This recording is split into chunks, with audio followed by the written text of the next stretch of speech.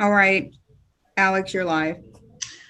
Okay, so we'll get started with the meeting, and please know any comments by the public are welcome and can be emailed to publiccomment@lsbme.la.gov.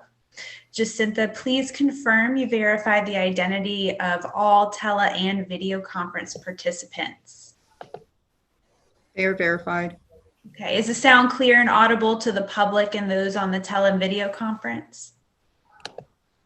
Yes, ma'am, I'm checking it on the other side. Okay. So all additions to the executive or public agenda must be made presently, as we will no longer make additions to the agenda after the close of the public session. Miss Alex, Dr. Van here. I'd like to make an addition to first address some issues of the public meetings law that we're operating under, and then also to talk about security and confidentiality in an executive session, because we need to discuss some issues of security, and I obviously don't want to discuss those publicly. So if it's okay with you, I'd like to add that to the agenda. Absolutely. Sounds great. Thank you, ma'am. Thank you. Okay, so now just going to make sure we're all here and we have a quorum. So Emily Nazar, are you here? Yes, present. Hillary Janani? Sorry, yes, present. And Nikki Wilano? Yes, present. Okay, great. And Dr. Van, obviously you are here as well. So I believe we have a quorum, and Chris Dvorak is absent today. Okay, and just to make sure before we get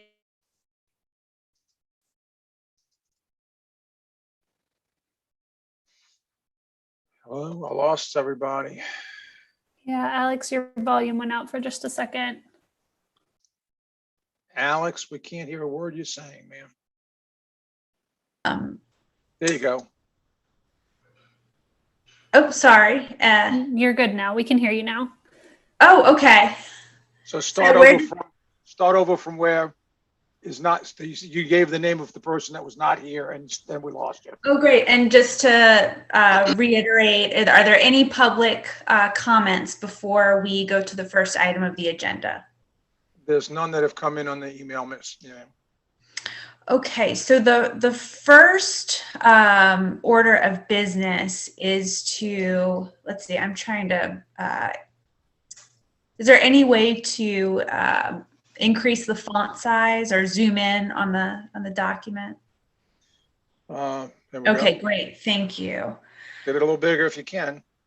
Yep, this is perfect. Okay. And so first we wanted to review the committee terms for each member so that of the advisory committee, so that we can appropriately identify any potential replacement candidates and have a better idea of when everyone is going to be rolling off. I am trying to pull up the email where it listed. Does anybody have that email available? I do. I had looked at these a few months ago, and from my review, it looks like initially, Alex, you and I were appointed to 4-year terms. Our appointments were in 2018, so we should be good through, I believe it's July of 2022. Chris and Hillary were appointed to 3-year terms, so that puts them through July of this year. And Nikki was appointed to a 2-year term, which would have expired last summer, but we were unclear kind of what that status is given COVID and everything going on, whether that was something that might have been extended. But that's my understanding of where everybody stands right now. Yeah, and I had originally thought that in the law we had put in that there were 2-year terms and that each person could serve up to 2 consecutive 2-year terms. So I'm not sure how, anybody's term could expire or last, 3 years instead of 2 or 4. Miss Alex, what it was we staggered them so that they could roll off with some degree of institutional memory. And that way you would have people constantly being around and then rolling off before nobody had any institutional memory. You lose two, but you would keep four, and then you'd lose two and you'd keep four. Absolutely. So I just want to make sure that we're in accordance with the law, though, if we're supposed to have 2-year terms. I believe that you are correct because these are the initiation terms, and I don't have any problem, but just to be sure, I will ask legal to review it and I'll let y'all know by email, but I don't have a problem with it. It's my understanding we're fine. Okay. Okay, great. Well, but in the meantime, though, understanding whether or not we need to, so who was it? I'm sorry, was it Nikki that had her Yes. term until last year? Yeah, it would have presumably lapsed last year for her 2-year appointment. Does she want to continue? Yeah, I'm happy to continue for another 2 years, or I guess at this point, year and some odd months. Okay, what we're going to need to do, since these are all pretty much governor's appointees, we're going to need to get Nikki's name and 2 other names that you all want to submit. We submit them to the governor, and they will go ahead and, in all probability, reappoint Nikki, and we'll let them know that she is the incumbent and wants to continue to serve.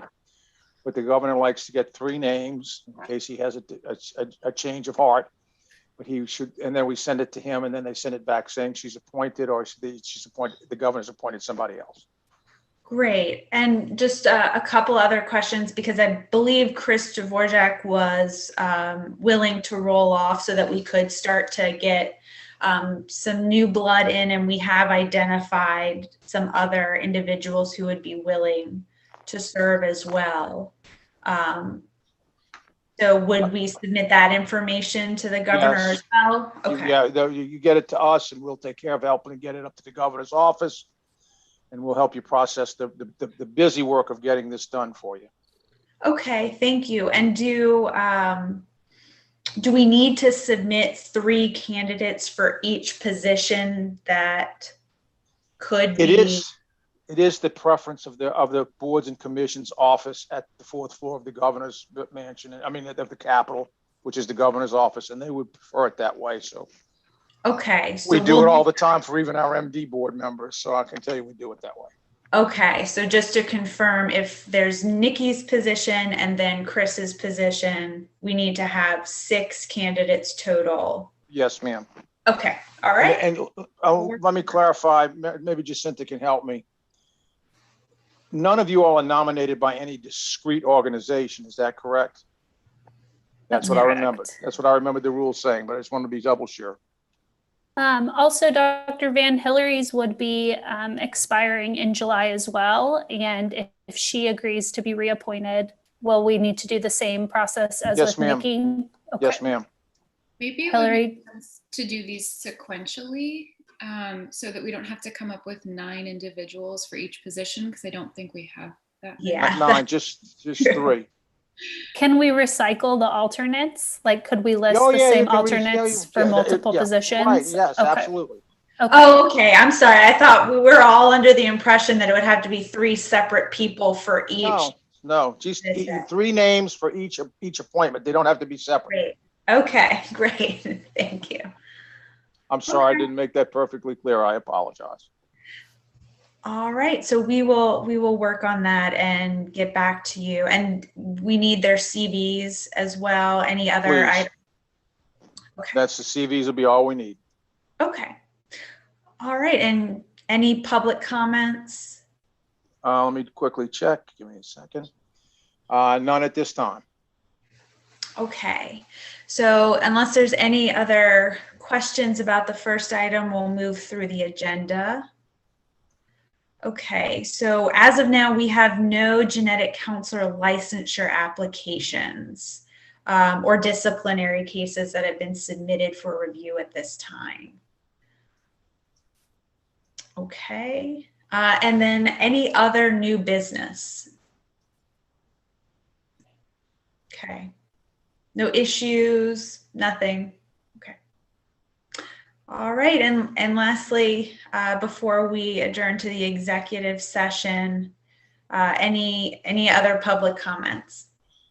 None are present, except I would just like to tell you that we're going to consider the issue of the security of how we do things under the time of COVID and using this technology of Zoom. We don't know how long that will last, but if it's going to last, we have to do it right and make sure we don't follow any problems. So first, let me preface the comment with a general comment about public meetings law. Any of our committees that are appointed by the governor and not internal operations of function of the board are public bodies. You will have to take some education to do this, and we're actually finally getting that to where civil service is helping us with it. And so you'll be getting, just hopefully within the next month to 6 weeks, a place to take some courses that you have to take about ethics and a few other things. Public meetings laws will apply to all of these committee meetings that whenever we have them. And so there are reasons to go into executive session. And we've talked a little bit about the fact that once we go into executive session, we can't add anything to the agenda. But if you want to add something to the agenda, even if it's the executive session agenda, you still have to have a vote to add it if it's not on the agenda that we publish. We have to submit that agenda to the public, we put it on the website and we put it on the front door of the building so that everybody can be aware that the committee is meeting and comment and participate. The reason we stream it live during this period of Zoom meetings is that also facilitates the public seeing and participating in the meeting. At the present time, we have not brought in the public to speak except through email. We are finalizing some technology to allow individual presenters to come in, and when we probably have that available the next time you meet, and possibly more. But we'll talk about the security when we go into executive session. But I just wanted to let you know the issue about the public meetings, and we'll talk later on. Thank you for letting me give you that information. Thank you, sir.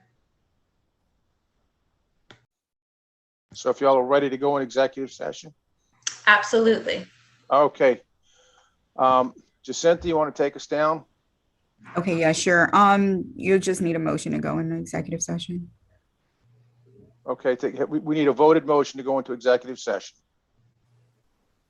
Just say in favor. Well, there should be somebody needs to make a motion, and then somebody Motion seconds it. to move to executive session. That's fine, and seconded by whoever. And Seconded. And you ask if there's any objections. If there's no objections, you can move on in. Any objections? All right, hearing none, I think you've done it. And so Jacinta will take down the public broadcast and we'll be ready to go. She'll tell us when it's ready.